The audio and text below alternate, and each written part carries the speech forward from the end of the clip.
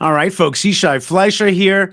Prime Minister Netanyahu is taking off from Israel on the wings of Eagle's airplane, the special prime ministerial airplane, and he's heading to Washington, D.C. to meet with President Trump to discuss the future of the Middle East. This is a make it or break it moment for Prime Minister Netanyahu because the war that he's been fighting, that Israel's been fighting for over a year, came to a grinding halt. And instead of victory with Hamas, over Hamas, we've seen a certain kind of capitulation to Hamas. And there they are playing their script, releasing some of Israel's hostages slowly, a few people at a time, and basically controlling the Gaza Strip. Prime Minister Netanyahu is set to fight against that. And here he is talking about that and other issues that he's going to be discussing with President Trump. For a very important meeting with President Trump in Washington, the fact that this would be President Trump's first meeting with a foreign leader since his inauguration is telling. I think it's a testimony to the strength of the Israeli-American alliance. It's also a testimony to the strength of our personal friendship. That friendship and that cooperation has already yielded important results for Israel in the Middle East, including the historic Abraham Accords that President Trump led and which brought 4 historic peace treaties between Israel and its Arab neighbors. In this meeting, we'll deal with important issues, critical issues facing Israel and our region, a victory over Hamas, achieving the release of all our hostages, and dealing with the Iranian terror axis in all its components, an axis that threatens the peace of Israel, the Middle East, and the entire world. The decisions we made in the war have already changed the face of the Middle East. Our decisions and the courage of our soldiers have redrawn the map. But I believe that working closely with President Trump, we can redraw it even further and for the better. I believe that we can strengthen security, broaden the circle of peace, and achieve a remarkable era of peace through strength. Thank you very much. Okay, so there's Prime Minister Netanyahu giving a short and packed speech full of important ideas there. And he's right. Israel has redrawn the map of the Middle East, especially when it comes to the north of Israel, Lebanon, and even more poignantly, Syria, where the Syrian Assad regime was destroyed through Israel's efforts. Well, kind of. Israel fought Hezbollah. Hezbollah was weakened. The minute we stopped the war with Hezbollah, the rebels came in and fought the Assad regime, and they were able to do that because Hezbollah was the number one protector of the Assad regime. Israel also took control of the Hermon mountain range, very important for Israel's defense. But when it comes to Gaza, well, not quite a success there yet, where we see Hamas with their vehicles, with their guns, controlling Gaza. They are releasing Israeli hostages slowly with the script that they wanted to put out to the world, with a whole pageantry of anti-Israelism and really making Israel humiliated. So therefore, that has not been successful yet. Still, one of the things that's being discussed is the Trumpian idea of taking the Gazan refugees out of Gaza. And he has turned to both Egypt and Jordan and asked them to take in refugees. So far, they have refused. Here he is in the White House answering a reporter's questions about if he's going to be able to force the Jordanians and the Egyptians to receive Gazan refugees. Said that they won't take in displaced people from Gaza like you suggested. Is there anything you can do to make them do that? I mean, tariffs against those countries, for example? They will do it. They will do it.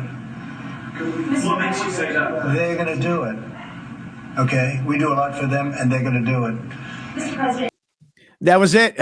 They're going to do it. And President Trump is right that without the United States, Egypt, for example, would just disintegrate. I mean, they completely live on the American dole. Unlike all the hubbub about Israel receiving money, Israel doesn't live off of the American paycheck and American taxes.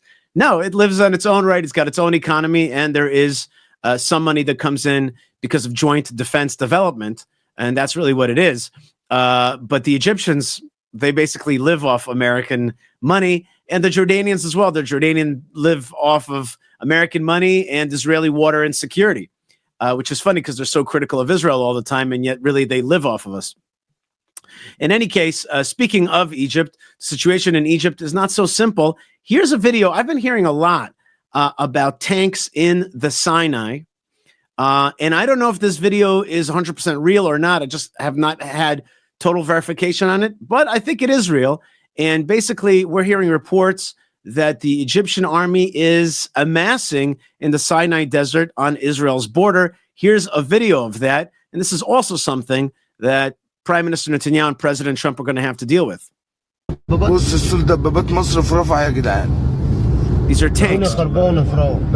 بص يا باشا بص بص بص بص بص العرجاني بص العرجاني اهو ادي العرجاني اهو وصلنا يا واخد بص العرجانه يا باشا بعربياته يا باشا اسطول عربيات بتاعت العرجان كلها دفع رباعي مفيش دفع ثنائي كلها دفع رباعي بقول لك هو احنا هنركن هنا ولا لسه في قدام تاني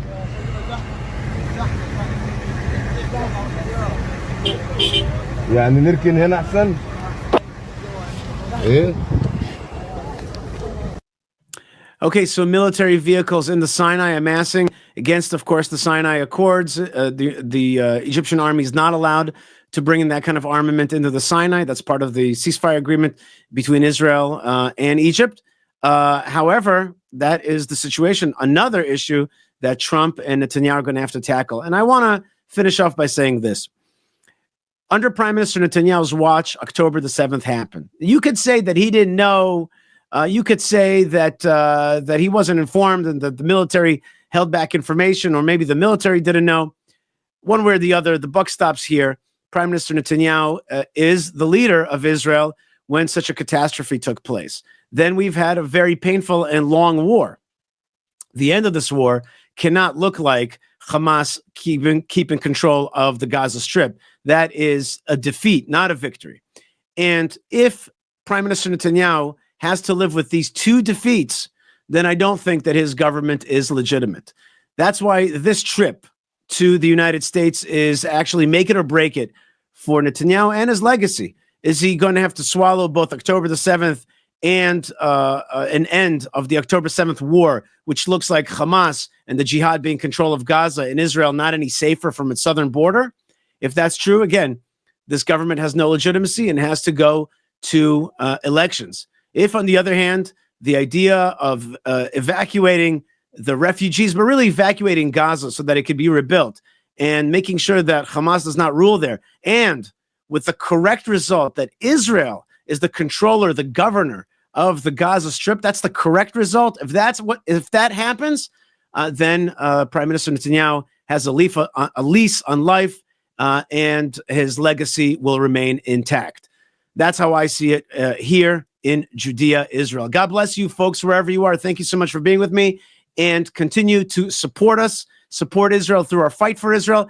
Fightforisrael.org is the way we do it. We're building, we're beautifying, we're spreading Torah and knowledge throughout the world, and we are broadcasting courage and strength. Please join us. Another way to do it is buymeacoffee.com/Yishai. It's just that easy. It's a great way to support us.